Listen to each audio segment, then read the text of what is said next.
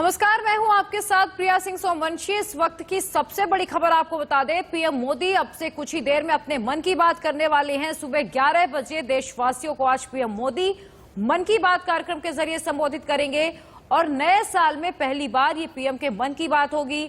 उम्मीद की जा रही है किसानों और दिल्ली ब्लास्ट पर प्रधानमंत्री नरेंद्र मोदी बोल सकते हैं। इससे पहले पीएम मोदी ने 27 दिसंबर को मन की बात कार्यक्रम किया था और तब कयास लगाए जा रहे थे कि पीएम मोदी किसान आंदोलन और दिल्ली में ट्रैक्टर रैली के दौरान हुई हिंसा को लेकर बोल सकते हैं, लेकिन तब 27 दिसंबर वाली बात में पीएम मोदी ने कहीं भी रैली का जिक्र नहीं किया था, कहीं भी किसानों का जिक्र नहीं हुआ था। और आज उम्मीद की जा रही है 26 जनवरी को जो कुछ भी हुआ है पीएम मोदी उस पर बोल सकते हैं। नमस्कार। जब मैं मन की बात करता हूं तो ऐसा लगता है जैसे आपके बीच आपके परिवार के सदस्य के रूप में उपस्थित हूं। हमारी छोटी छोटी बातें जो एक दूसरे को कुछ सिखा जाए, जीवन के खट्टे मीठे अनुभव जो जी भर के जीने की प्रेरणा बन जाए, बस यही तो है मन की बात। आज 2021 की जनवरी का आखिरी दिन है। क्या आप भी मेरी तरह ये सोच रहे हैं कि अभी कुछ ही दिन पहले तो 2021 शुरू हुआ था? लगता ही नहीं कि जनवरी का पूरा महीना बीत गया है। समय की गति इसी को तो कहते हैं। कुछ दिन पहले की ही तो बात लगती है जब हम एक दूसरे को शुभकामनाएं दे रहे थे। फिर हमने लोहड़ी मनाई, मकर संक्रांति मनाई, पोंगल, बिहू मनाया। देश के अलग अलग हिस्सों में त्योहारों की धूम रही। 23 जनवरी को हमने नेताजी सुभाष चंद्र बोस के जन्मदिन को पराक्रम दिवस के तौर पर मनाया और 26 जनवरी को गणतंत्र दिवस की शानदार परेड भी देखी। राष्ट्रपति जी द्वारा संसद के संयुक्त सत्र को संबोधन के बाद बजट सत्र भी शुरू हो गया है। इन सभी के बीच एक और कार्य हुआ जिसका हम सभी को बहुत इंतजार रहता है। ये है पद्म पुरस्कारों की घोषणा।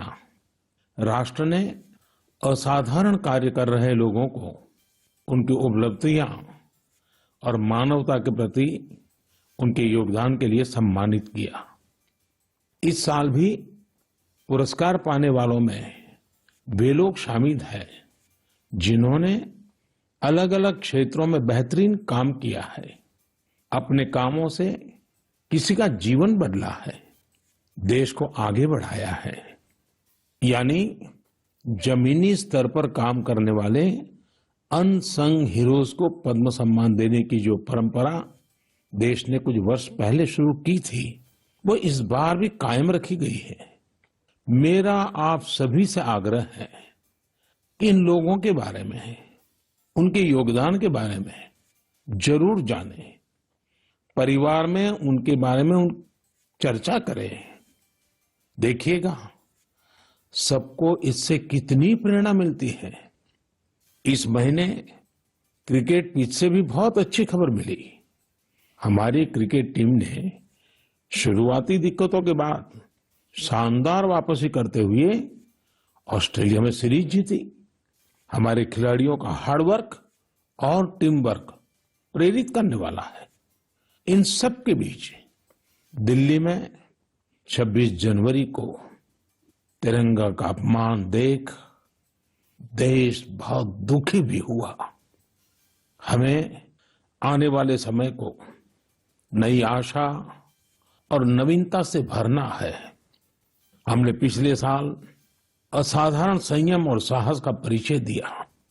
इस साल भी हमें कड़ी मेहनत करके अपने संकल्पों को सिद्ध करना है, अपने देश को और तेज गति से आगे ले जाना है।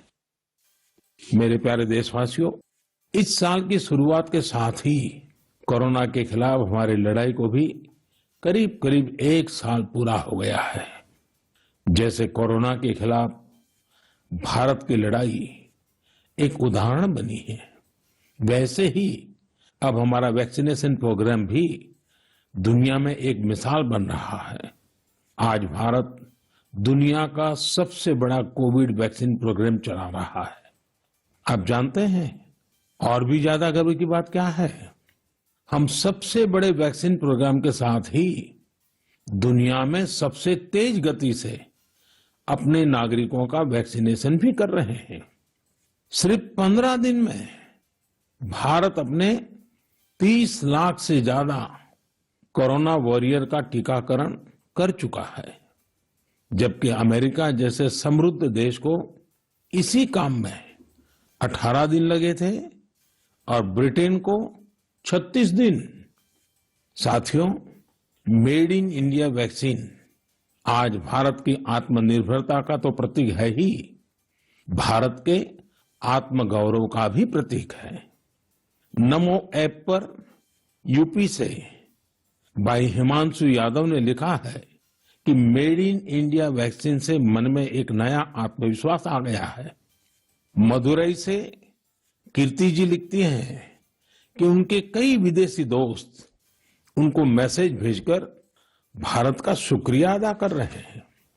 कीर्ति जी के दोस्तों ने उन्हें लिखा है कि भारत ने जिस तरह कोरोना से लड़ाई में दुनिया की मदद की है, उससे भारत के बारे में उनके मन में इज्जत और भी बढ़ गई है। कीर्ति जी, देश का ये गौरवगान सुनकर मन की बात के श्रोताओं को भी गर्व होता है। आजकल मुझे भी अलग अलग देशों के राष्ट्रपति और प्रधानमंत्रियों की तरफ से भारत के लिए ऐसे ही संदेश मिलते हैं। आपने भी देखा होगा, अभी ब्राजील के राष्ट्रपति ने ट्वीट करके जिस तरह से भारत को धन्यवाद दिया है, वो देखकर हर भारतीय को कितना अच्छा लगा। हजारों किलोमीटर दूर दुनिया के दूर सुदूर कोने के निवासियों को रामायण के उस प्रसंग की इतनी गहरी जानकारी है, उनके मन पर गहरा प्रभाव है। ये हमारी संस्कृति की विशेषता है। साथियों, इस वैक्सीनेशन कार्यक्रम में आपने एक और बात पर अवश्य ध्यान दिया होगा। संकट के समय में भारत दुनिया की सेवा इसलिए कर पा रहा है क्योंकि भारत आज दवाओं और वैक्सीन को लेकर सक्षम है, आत्मनिर्भर है। यही सोच आत्मनिर्भर भारत अभियान की भी है। भारत जितना सक्षम होगा, उतनी ही अधिक मानवता की सेवा करेगा, उतना ही अधिक लाभ दुनिया को होगा। मेरे प्यारे देशवासियों, हर बार आपके ढेर सारे पत्र मिलते हैं। नमो ऐप और माय गॉव पर आपके मैसेजेस, फोन कॉल्स के माध्यम से आपकी बातें जानने का अवसर मिलता है। इन्हीं संदेशों में एक ऐसा भी संदेश है जिसने मेरा ध्यान खींचा। ये संदेश है बहन प्रियंका पांडे जी का। 23 साल की बेटी प्रियंका जी हिंदी साहित्य की विद्यार्थिनी है और बिहार के सिवान में रहती है। प्रियंका जी ने नमो ऐप पर लिखा है कि वो देश के 15 घरेलू पर्यटन स्थलों पर जाने के मेरे सुझाव से बहुत प्रेरित हुई थी। इसलिए 1 जनवरी को वो एक जगह के लिए निकली जो बहुत खास थी।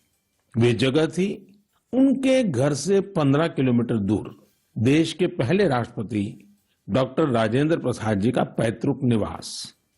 प्रियंका जी ने बड़ी सुंदर बात लिखी है कि अपने देश की महान विभूतियों को जानने की दिशा में उनका ये पहला कदम था। प्रियंका जी को वहां डॉक्टर राजेंद्र प्रसाद जी द्वारा लिखी गई पुस्तकें मिली, अनेक ऐतिहासिक तस्वीरें मिली। वाकई प्रियंका जी, आपका यह अनुभव दूसरों को भी प्रेरित करेगा। साथियों, इस वर्ष से भारत अपनी आजादी के 75 वर्ष का समारोह अमृत महोत्सव शुरू करने जा रहा है। ऐसे में यह हमारे उन महानायकों से जुड़ी स्थानीय जगहों का पता लगाने का बेहतरीन समय है जिनकी वजह से हमें आजादी मिली। साथियों, हम आजादी के आंदोलन और बिहार की बात कर रहे हैं तो मैं नमो ऐप पर ही की गई एक और टिप्पणी की भी चर्चा करना चाहूंगा। मुंगेर के रहने वाले जयराम विप्लव जी ने मुझे तारापुर शहीद दिवस के बारे में लिखा है।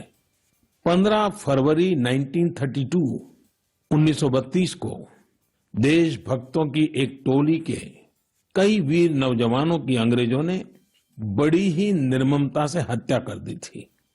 उनका एकमात्र अपराध यह था कि वे वंदे मातरम और भारत मां की जय के नारे लगा रहे थे।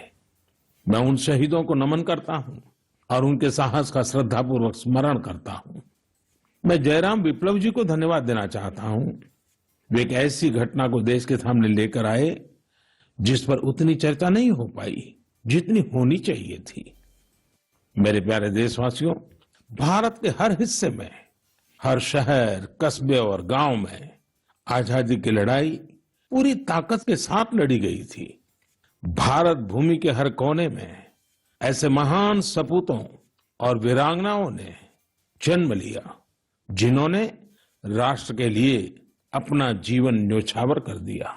ऐसे में यह बहुत महत्वपूर्ण है कि हमारे लिए किए गए उनके संघर्षों और उनसे जुड़ी यादों को हम संजोकर रखें और इसके लिए उनके बारे में लिखकर हम अपनी भावी पीढ़ियों के लिए उनकी स्मृतियों को जीवित रख सकते हैं।